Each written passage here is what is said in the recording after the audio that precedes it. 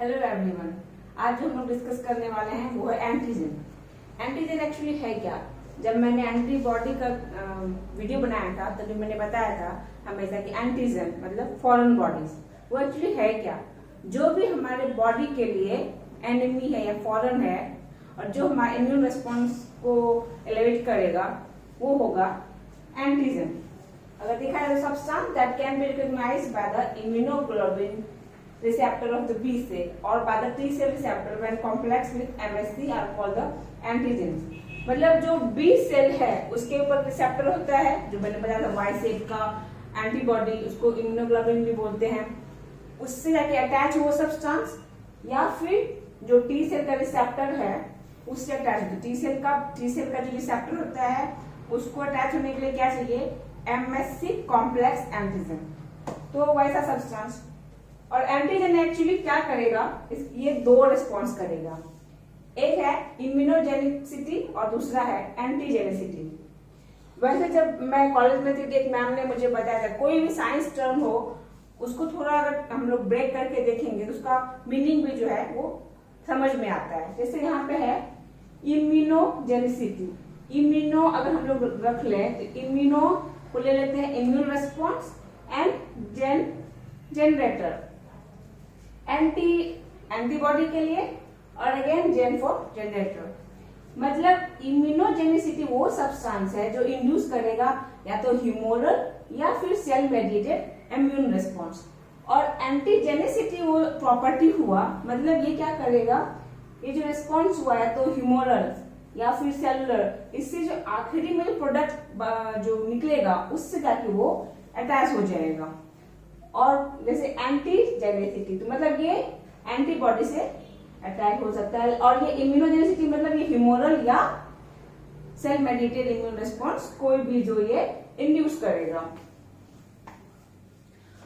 और molecules that are immunogenic और antigenic, मतलब कोई भी सब्सटेंस जो इम्यून रिस्पॉन्स को शो करेगा तो वो एंटीजेनिक ही होगा। लेकिन जो एंटीजेनिक है वो इम्यूनोजेनिक नहीं है, क्योंकि जो इम्यून सिस्टम है, जो इम्यून रिस्पॉन्स है, उसके एंड में जो बाय प्रोडक्ट मिलता है उसके साथ कोई सब्सटेंस अटैच कर रहा है, उसको एंटीजेनिक बोलते हैं। वो क्या कर रहा है, वो खुद जो है वैसा सब्सटेंस नहीं है कि वो सेल मेडिएटेड या ह्यूमरल इम्यून रिस्पॉन्स जो है हमारे बॉडी में इंड्यूस कर पाए। वो सिर्फ उसका बाय प्रोडक्ट जो होगा उसके साथ वो अटैच करेगा। तो all molecules that are antigenic are not immunogenic. Antigens that are not immunogenic but can take part in immune response। अब एक क्लासिफिकेशन, तो एंटीजन भी जो है इसका क्लासिफाई करते हैं फर्दर।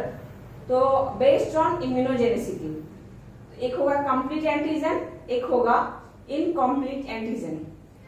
कंप्लीट एंटीजन मतलब वो खुद उसमें एबिलिटी होगा कि वो इम्यून रिस्पॉन्स कर पाए, इंड्यूस कर पाए इम्यून रिस्पॉन्स। उसकी वजह से सेल मेडिएटेड इम्यून रिस्पॉन्स या ह्यूमरल इम्यून रिस्पॉन्स होगा बॉडी में। उसको खुद किसी का जरूरत नहीं है, वो खुद सफिशिएंट है। और इनकम्प्लीट एंटीजन क्या होगा, जो खुद क्या होगा वो सफिशिएंट नहीं होगा, उसको किसी हेल्पर की जरूरत पड़ेगी। इसका एग्जांपल वैसे हम ले सकते हैं कि एक क्लास है, उसमें कुछ दबंग बच्चे हैं। एक बच्चा वैसा है जो खुद तो कुछ किसी को डरा नहीं सकता है, तो वो क्या करता है, किसी का हेल्प ले लेता है जो ऑलरेडी दबंग है, और फिर वो भी दबंग बन जाता है। तो same with the incomplete antigen, जिसको हैप्टेन्स भी बोलते हैं। मतलब वो छोटा मॉलिक्यूल्स होता है या लो मॉलिक्यूलर वेट कंपाउंड होगा जो खुद जो है एबिलिटी नहीं है उसको ये इंड्यूस कर पाए इम्यून रिस्पॉन्स। ये क्या करेगा, कुछ कैरियर मॉलिक्यूल के साथ अटैच हो जाएगा, फिर वो इम्यून रिस्पॉन्स शो करेगा। ये आगे जब मैं क्लास लूंगी और फर्दर हैप्टेन्स का, तब मैं समझाऊंगी कि ये भी कॉम्प्लेक्स और simple different kind of haptens भी होते हैं। अब ऑरिजिन के बेसिस पे, तो exogenous antigen and endogenous antigen. Exo the term itself says कि बाहर से, एंडो मतलब अंदर वाले। तो एक्सो मतलब जो भी एंटीजेंस, कोई भी एंटीजेंस जब बाहर से हम इनहेल करते हैं या किसी भी थ्रू हम हमारे बॉडी में जाता है, तो इनहेल करते हैं मतलब सांस के द्वारा एंगेज करते हैं, मतलब खा लेते हैं या इंजेक्ट हो गया किसी भी तरह से, वो हो गया एक्सोजेनस एंटीजन। एंडोजेनस क्या होगा कि वो खुद हमारे बॉडी में रहेगा। कभी कभी क्या होता है कि हमारा जो प्रोसेस है, मेटाबॉलिक प्रोसेस है, उससे कुछ ऐसा केमिकल या कुछ ऐसा प्रोटीन्स रिलीज हो गया जो कि हमारे लिए एंटीजन की तरह काम करेगा। या फिर कभी कभी कोई सेल या तो वायरस या फिर बैक्टीरियल सेल से इन्फेक्ट होगा और वो ऐसा प्रोटीन्स जो है रिलीज करेगा या वो सेल खुद ही एंटीजन की तरह काम करेगा। ये होगा based on origin, exogenous antigen and endogenous antigen. Auto antigens, अब इसको भी टर्म को तोड़ लेते हैं, ऑटो और एंटीजेंस। कहीं भी जब ऑटो टर्म आता है तो मतलब खुद का ही, मतलब हमारे बॉडी का ही खुद का जो नॉर्मल प्रोटीन या डीएनए या आरएनए कुछ भी ऐसे सब्सटेंस जो है वो किसी किसी पेशेंट्स में रिकॉग्नाइज होते हैं एज एंटीजन। ऐसे नॉर्मल अगर कोई इंसान है उसमें वो प्रोटीन या डीएनए आरएनए वो नॉर्मल है, वो एंटीजन की तरह काम नहीं करेगा, मतलब वो फॉरेन बॉडी की तरह काम नहीं करेगा। लेकिन अब अगर पेशेंट को सफर कर रहा है जिसमें कि ऑटो इम्यून डिजीज है, उसको खुद का प्रॉब्लम है, वो क्या करेगा, खुद का ही सेल को रिकॉग्नाइज करेगा एज एंटीजेंस। अब है iso antigens and heterophile antigens. Iso antigens में क्या होता है कि सेम एंटीजेंस जो होता है एक स्पीसीज में वो पाया जाता है, और हेटेरोफाइल एंटीजेंस क्या होता है, डिफरेंट डिफरेंट स्पीसीज में डिफरेंट काइंड ऑफ एंटीजेंस मिलता है। ये आगे हम जब करेंगे तो फिर इसको डिटेल में भी करेंगे नेक्स्ट वीडियो में। अब है फैक्टर्स ऑफ एंटीजेनिसिटी। तो जो एंटीजन है इसमें बहुत तरह के फैक्टर्स जो है वो डिटरमाइन करते हैं कि क्या वो जो एंटीजन है वो इनफ है कि वो एंटीजेनिक रिस्पॉन्स कर पाए या इम्यूनोजेनिक रिस्पॉन्स इंड्यूस कर पाए। तो यहाँ पे फैक्टर्स आएगा जैसे molecular size, foreignness, chemical structure, complexity, stability और लिपिड्स वगैरह, और उसके अलावा भी और कुछ फैक्टर्स हैं वो आगे हम देखते हैं। तो पहले आते हैं मॉलिक्यूलर साइज।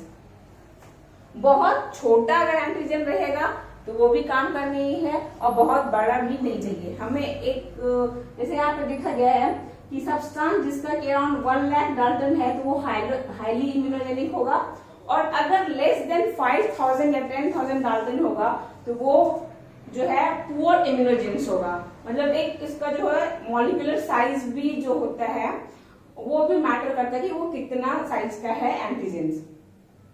अब है फॉरेननेस।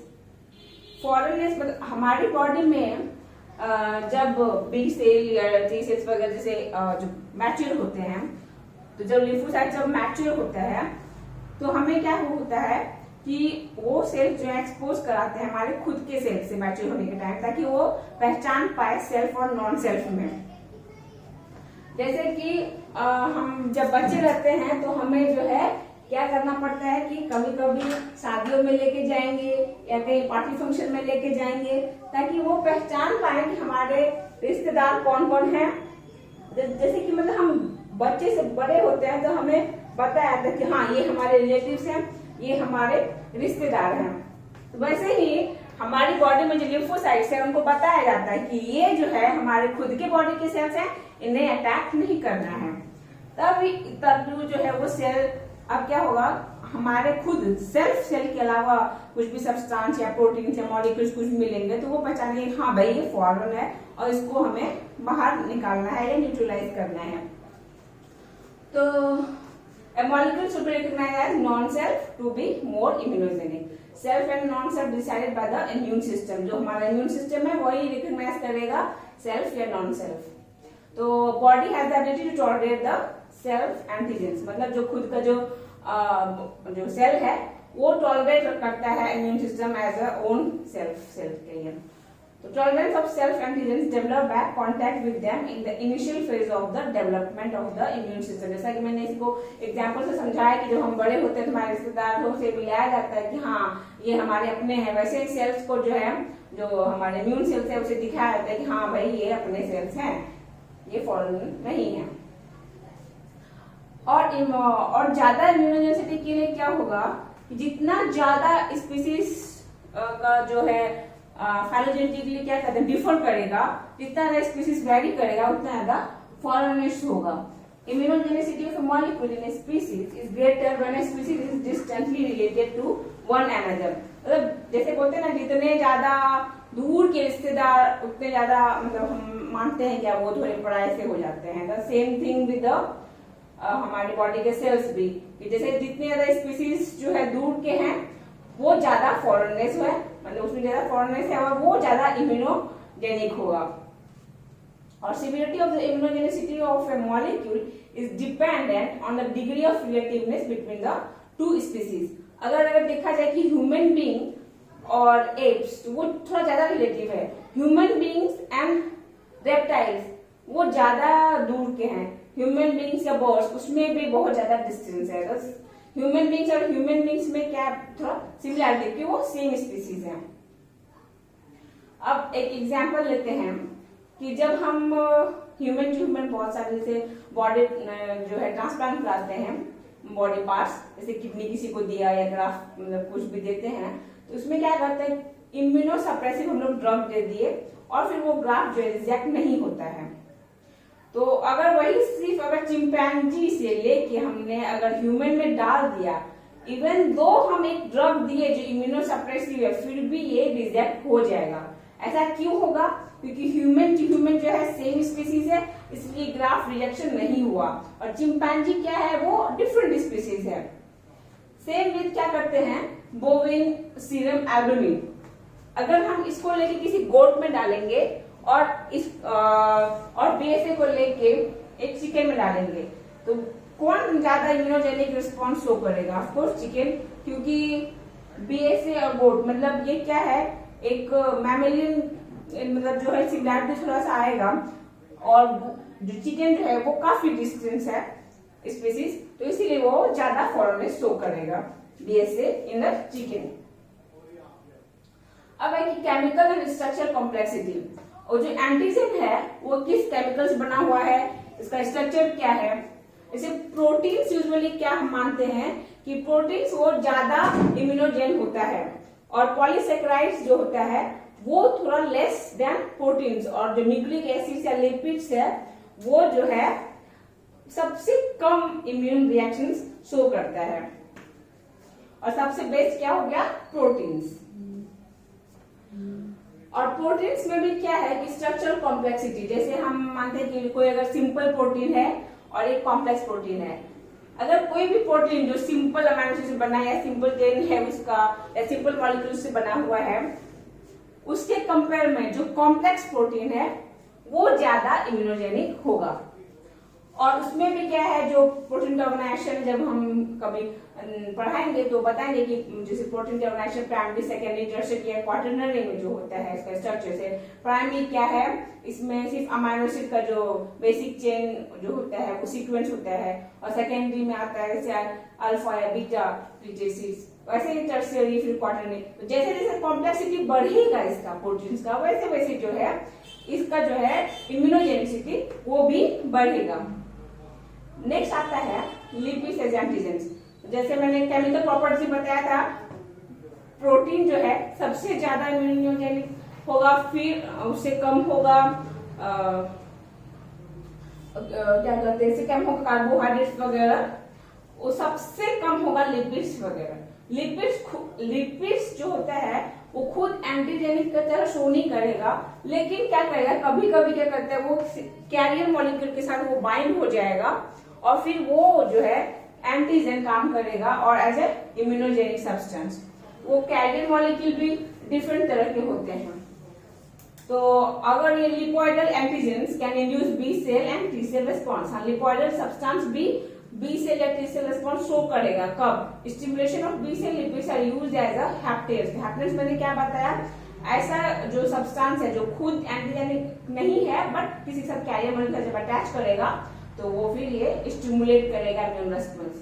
तो मॉलिक्यूल जैसे प्रोटीन में एक एग्जांपल है प्रोटीन का KLH, कीहोल लिम्पेट हिमोसाइनिन या फिर BSA बोवाइन सीरम एल्बुमिन, ये सब क्या करते हैं प्रोटीन्स अटैच हो जाते हैं लिपिड के साथ, और ये सब कैरियर की तरह हो गया और वो लिपिड के साथ अटैच हो जाते हैं। वो मतलब क्या होगा, इसका साइज भी बढ़ गया और फिर उसका प्रॉपर्टीज भी इनहेंस हो गया, फिर वो ज्यादा एंटीजेनिक हो जाएगा।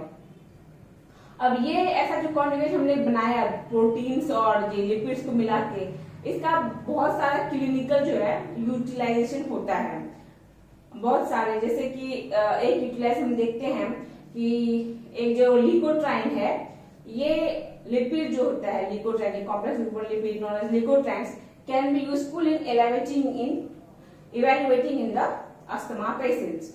और बहुत सारे जैसे lipoid compound such as glycolipids and some phospholipids can be recognized by T-cell receptor when presented as complex with the molecule that are very much like the MSC molecule। तो इसको समझने के लिए पहले हम समझते हैं, जब हम बताया था कि टी सेल रिकॉग्नाइज करता है antigen when the antigens are complex with the MSC molecule.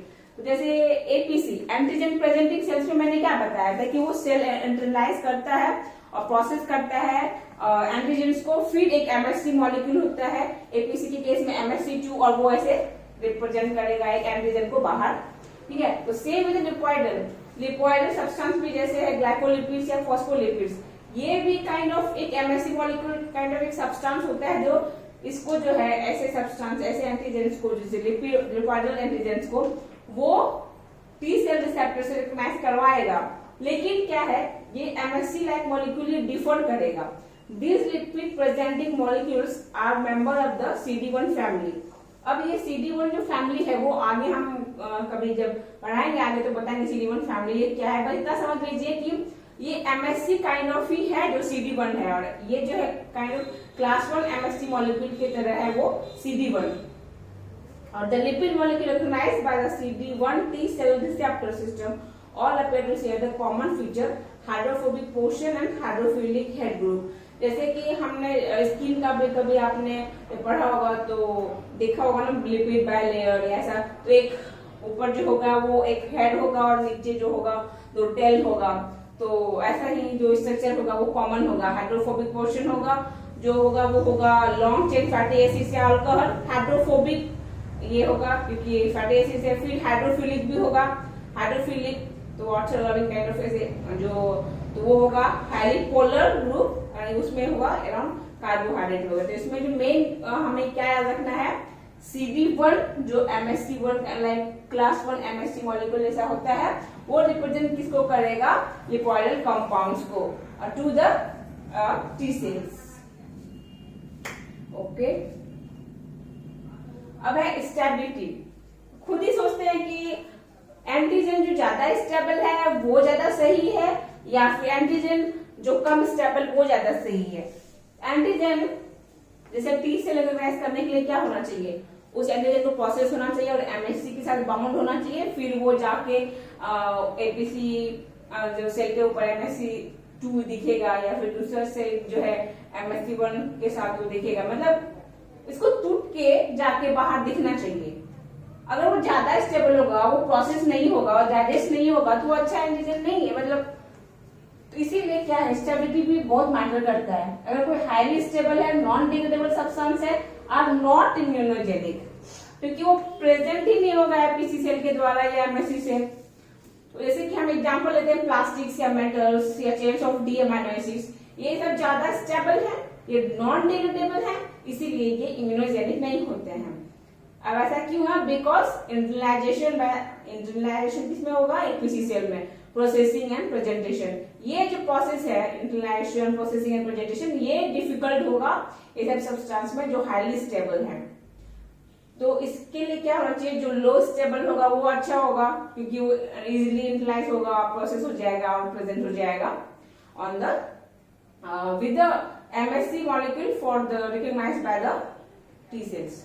Or the large insoluble macromolecules generally are more immunogenic than small soluble ones because large molecules are more readily phagocytized and processed.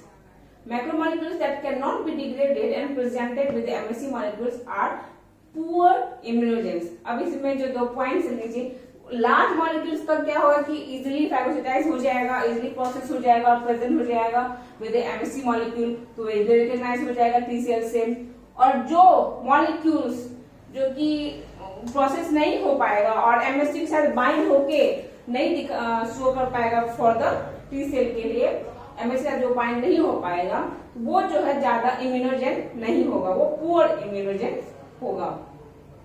अब आता है दूसरा factors भी है contribution of the biological system.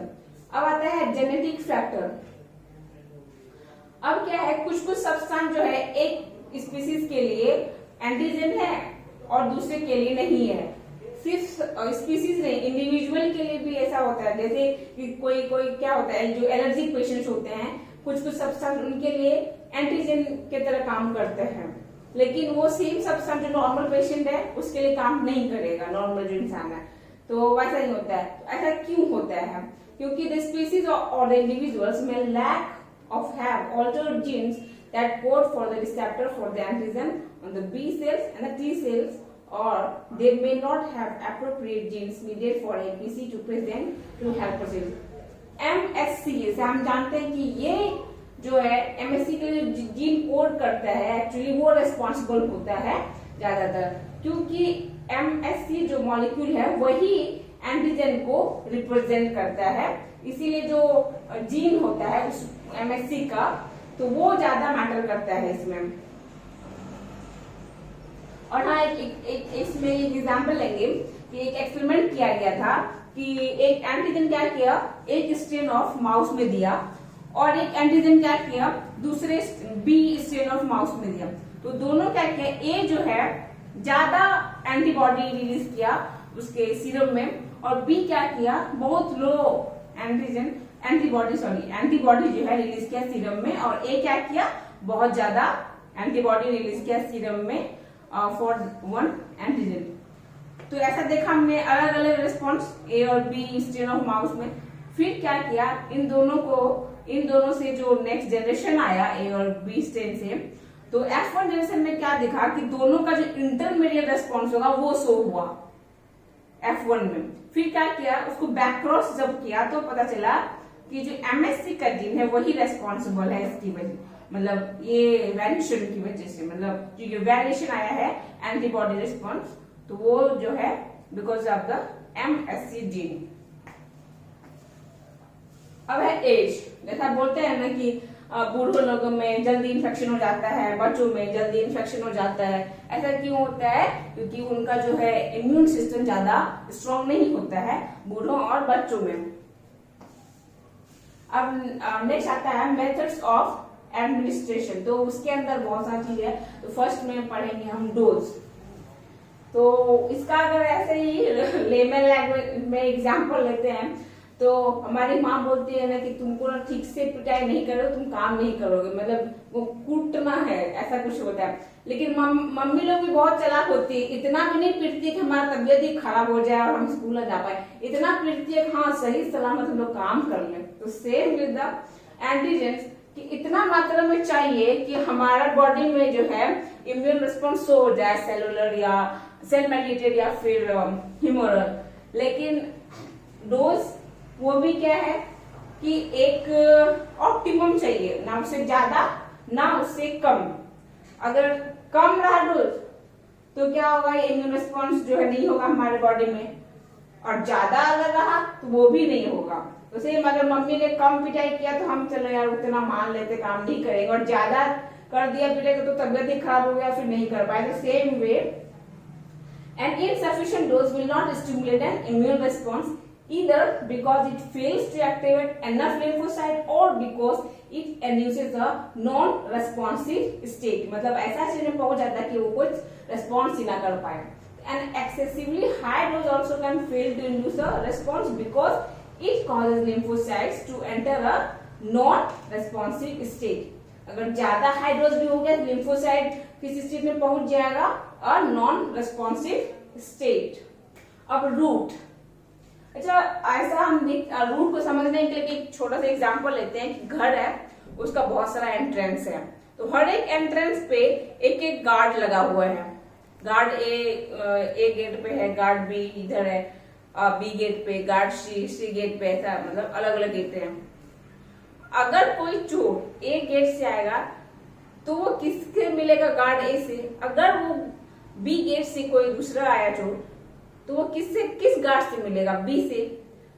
वैसा ही हमारा body है, किस क्या कहते हैं रूट से हमारे बॉडी में एंटर करता है, वो डिफाइन करेगा कि कौन सा ये जो इम्यून रिस्पॉन्स वो करेगा या किससे वो इंटरेक्ट करेगा।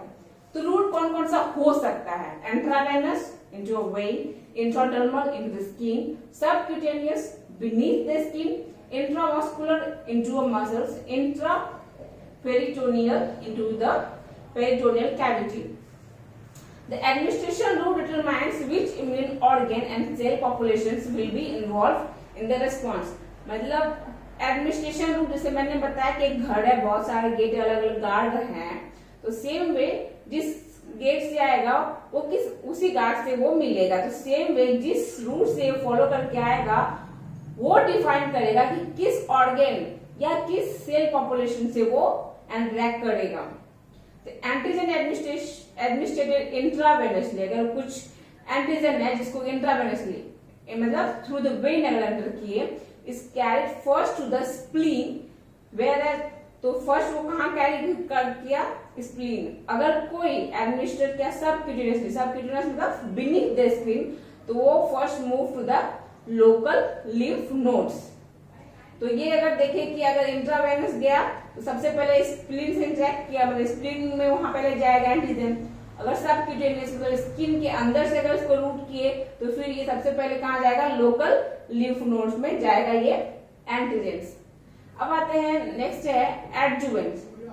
एडजुवेंट्स एक्चुअली क्या है, तो जैसा कि मैंने पहले एग्जांपल दिया था कि एक क्लास है और वहां पे कुछ दबंग सब लड़के हैं और कुछ एक ऐसा है कि वो अकेला तो कुछ नहीं कर सकता है, लेकिन हाँ जब साथ में मतलब जो दबंग लड़के उसके साथ मिलके बहुत काम करता है। तो एडजुवेंट भी वही है कि मतलब वो ऐसा है कि किसी और के साथ मिलके जो है वो और ज्यादा मतलब जो है एंटीजन का जो है इम्यूनोजेनिसिटी वो क्या बोलते हैं, मतलब सब्सटेंस है जो एंटीजन के साथ मिलेगा और उसका पावर बढ़ा देगा, ऐसा हम लेमैन में समझते हैं। और साइंटिफिक टर्म में ऐसा बोल सकते हैं कि वो ऐसा सब्सटेंस जो एंटीजन के साथ जो है मिलके उसका इम्यूनोजेनिसिटी वो इनहेंस कर देगा। Substance that are mixed with antigen and injected with it serves to enhance the immunogenicity of the antigen.